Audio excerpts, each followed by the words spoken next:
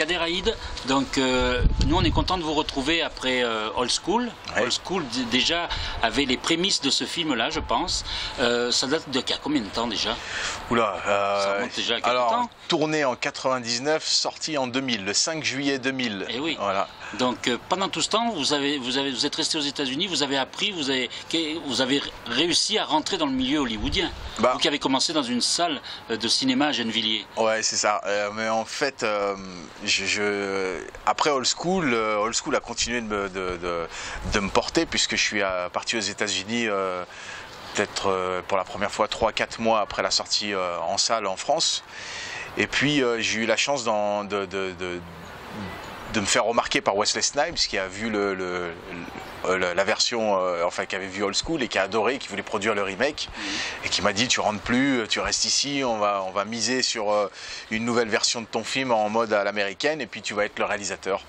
Alors c'est comme ça que je me suis retrouvé aux États-Unis la première fois. C'était grâce à Old School finalement. Oui, alors en plus après il y a eu une aventure avec David Carradine, Ouais. qui a tourné avec un des plus grands réalisateurs américains de notre époque et qui vous a fait des super compliments. Ouais. J'ai eu beaucoup de chance d'avoir rencontré David Carradine au moment où il tournait Kill Bill et il jouait le rôle de Bill. Il était en plein comeback, c'était vraiment un privilège d'approcher une légende comme lui. On se rappelle tous de Scarabée. Et c'était vraiment sympa, je le regrette d'ailleurs, il devait être dans 513, malheureusement il est décédé quelques mois avant le début du tournage en fait, mais il aurait été parfait dedans en tout cas. Est-ce qu'on peut dire que vous avez osé partir aux États-Unis, tout plaquer pour vivre, c'est un rêve? Ouais, c'était un rêve, c'était une idée, c'était mon programme en fait. Quand on est gamin, on rêve tous de devenir avocat ou docteur ou garagiste ou plombier ou qu'importe. On a tous un projet en fait, quelque chose qu'on aimerait faire. Moi, mon idée, c'était quand je serai grand, j'aimerais faire des films et des films internationaux en fait. Et l'endroit mythique pour faire des films à l'international reste Hollywood. Donc le bridge dans ma tête s'est fait là en fait. Et je me suis dit voilà, il va falloir que j'aille aux États-Unis parce que c'est là-bas que se trouve la NBA en fait. Jouer avec les plus grands joueurs, c'était là-bas. Donc j'ai tenté l'aventure à ce moment-là, mais c'était surtout pour avoir l'opportunité d'avoir des films qui pourraient sortir dans le monde entier. C'est ça qui me faisait rêver avant tout en fait. Alors comment justement on procure, comment on se donne cette chance-là? Parce qu'il faut rencontrer du monde, ou alors il faut déjà en connaître, ou alors il faut enfoncer les portes. Vous, c'est ce que vous avez fait? En fait, c'était beaucoup d'insolence, beaucoup de confiance en soi, énormément de naïveté. C'est-à-dire qu'il faut être naïf quelque part pour avoir une démarche, mais quelque part il faut être aussi un peu cinglé pour faire du cinéma. Donc tout se recoupe, c'est une démarche en fait. C'était vraiment une démarche. Je me suis dit de toute façon tant que j'y vais pas, je ne sais pas si je serais capable de faire quelque chose en fait. Et il fallait que j'aille aux États-Unis pour tenter mon aventure, tenter ma chance. Et je suis parti persuadé que j'y arriverais en fait. Et c'était j'ai jamais eu un seul doute en fait. J'ai toujours su que je reviendrais avec mon film. Quoi qu'il en coûte, je rentrerai avec mon film. Et je suis rentré avec mon film. Voilà. Alors maintenant, avant de vous poser des questions plus en détail sur le film, avoir fait un film là-bas, avec votre nationalité française, maintenant faire des films en France, est-ce que ce serait plus difficile ou comment vous vous positionnez par rapport à ça? Parce qu'on peut dire que le rêve américain, il existe, Ouais. qu'en France, peut-être que ce film n'aurait pas pu se faire. Ouais. Donc vous êtes peut-être dans une position délicate aujourd'hui.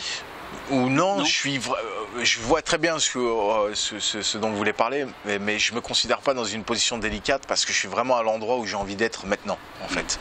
C'est-à-dire, comme je vous ai dit, c'était déjà de partir, de faire un film, sans parler l'anglais, sans avoir de scénario, sans avoir de contact, sans être le fils de, sans tout ce qui fait qu'en général on arrive à faire du cinéma en fait, sans avoir tout ça, juste mes idées, mon envie qui avait pas de limite, c'était déjà, c'était la clé presque la clé de ma réussite en fait. Et Et je me suis toujours dit, voilà, par contre, hein, ce que je voudrais faire, c'est revenir en France et partager mon expérience, mon aventure aux États-Unis avec les Français, en fait, et leur montrer finalement que le français a encore du génie et qu'on est encore capable de faire des belles choses et que les gens sont capables de nous suivre aussi, ne serait-ce parce que on a encore des choses à raconter, des choses à enseigner, des choses à apprendre, comme on nous apprend aussi des choses. Et je pense que tous les êtres humains, en fait, au sens large, hein, ils se complètent, tout le monde se complète et en fait le fait d'être parti là-bas, c'était une logique dans ma tête. Et aujourd'hui, je suis à la place où j'espérais être aujourd'hui. C'est-à-dire d'être assis devant vous un jour en vous disant, bah voilà, mon film sort dans quelques jours au cinéma. Alors ce film c'est 513, ouais. Donc déjà votre premier film avait un titre anglais, Old School, ouais. Old School, voilà, c'est normal. Et donc cette idée donc, de faire une ambiguïté sur un chiffre, c'est venu de quoi? Parce que vous l'expliquez dans le film, il y a plusieurs possibilités, ouais, mais on ne sait pas vraiment. Mais en fait, c'est venu, c'est comme le scénario, c'est venu sur le tard en fait. Vous voyez ce que je veux dire? J'avais un titre provisoire au début. Los Angeles, pour moi, ça avait... quand je pense à Los Angeles, je pense à la chaleur, et donc c'est un peu par déduction que je suis arrivé au titre. J'avais pensé à Fahrenheit. Je me suis dit, mon film s'appelle... Fahrenheit, un chiffre Fahrenheit, genre 250 degrés Fahrenheit. Et puis on était en pleine création avec plein de monde autour, et puis on disait ouais, Fahrenheit, ouais, le titre ça claque bien, ça fait penser à LA. Après on se disait d'accord, mais Fahrenheit tout seul c'est dommage, on dirait une marque de parfum. Et puis et c'est là que, comme tout tourne autour d'une histoire d'un coup de feu qui va stopper brutalement la vie de quelqu'un, en fait, on s'est dit, c'est quoi la température d'une balle quand elle sort d'un flingue? Et il se trouve que c'était 513 degrés Fahrenheit. Et de là, on a pris 513 degrés Fahrenheit et on a réduit ça à 513, qu'on a extrapolé à 3 thèmes différents, en fait. On s'est dit 513, ça peut être 2-3 choses différentes dans le film. Et créons un mystère autour de ce titre et résolvons la clé de ce mystère à travers le film, en fait. Et puis j'aime bien les titres énigmatiques. Je trouve que ça fait quand on met un titre plan-plan qui dit déjà ce qu'on va voir, ça sert pas non plus. Un titre qui a une énigme, les gens veulent toujours savoir ce que ça cache, en fait. Alors c'était par déduction, et puis mais aux États-Unis il est sorti sous le titre 513 degrés. D'accord. Voilà. Alors, ce qu'on peut remarquer aussi, c'est que votre film est peut-être dans la tradition de certains films américains où justement il y a plusieurs histoires qui sont contées en même temps. Ouais. Le spectateur les perd de temps en temps, perd de temps en temps les personnages, les retrouve. Ouais. Et donc, est-ce que ces films-là vous ont inspiré? Oui. Magnolia, comme il y en avait un autre. J'ai jamais vu Magnolia, mais il y en a un qui m'a inspiré dans la structure. C'était Collision. Oui, voilà. Voilà, Collision ce film m'a ébloui et m'a vraiment touché, en fait, parce que pour moi c'était il représentait. J'avais vraiment l'impression d'être à Los Angeles.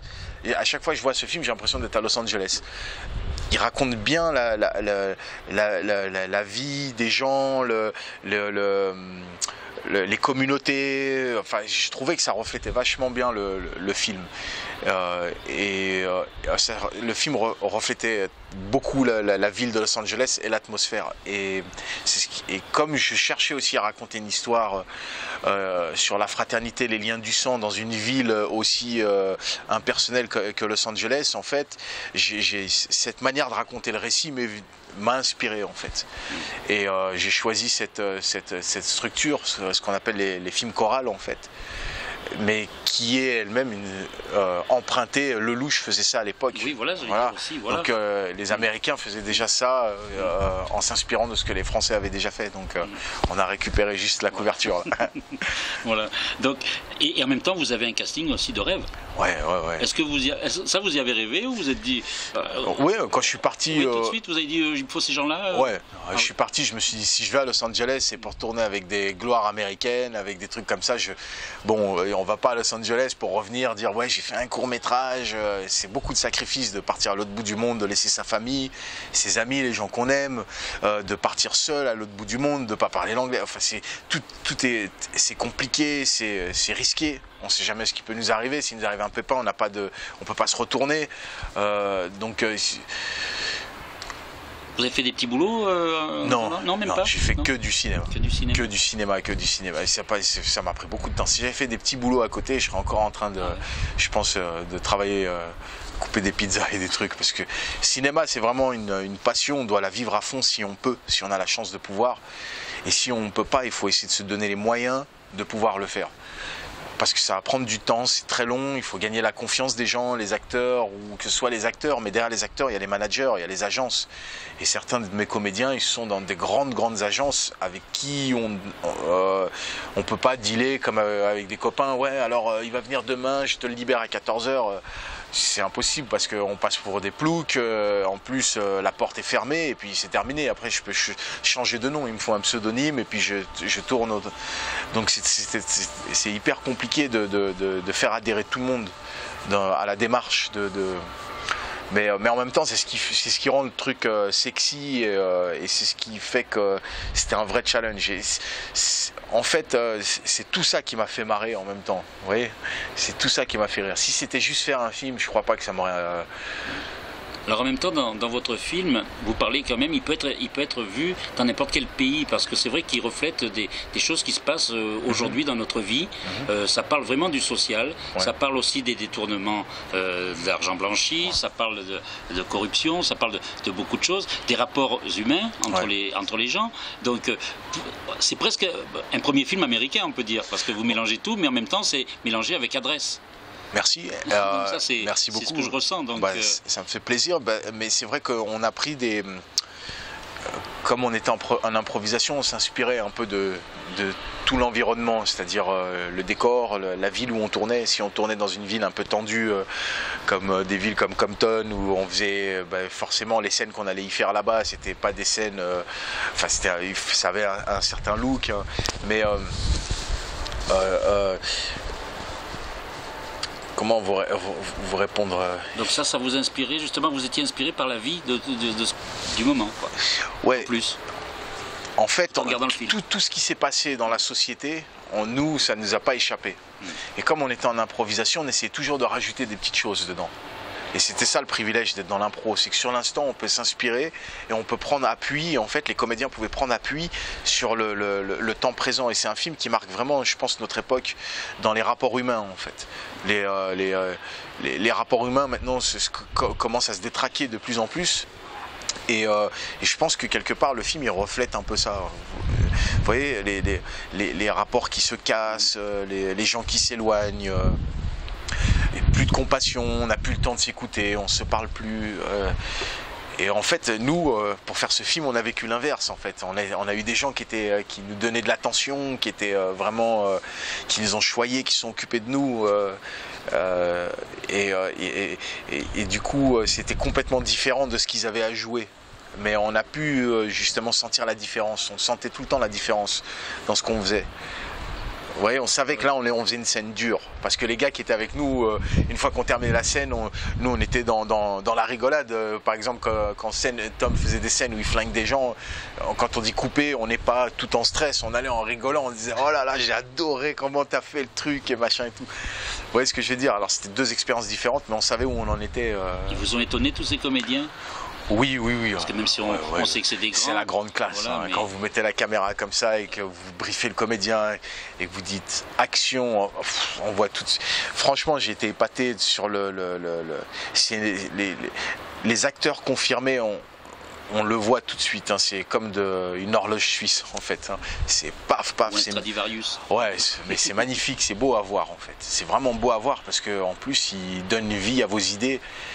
Et ils le font intelligemment et puis c'était spontané, c'était vraiment, j'étais gâté sur ce film.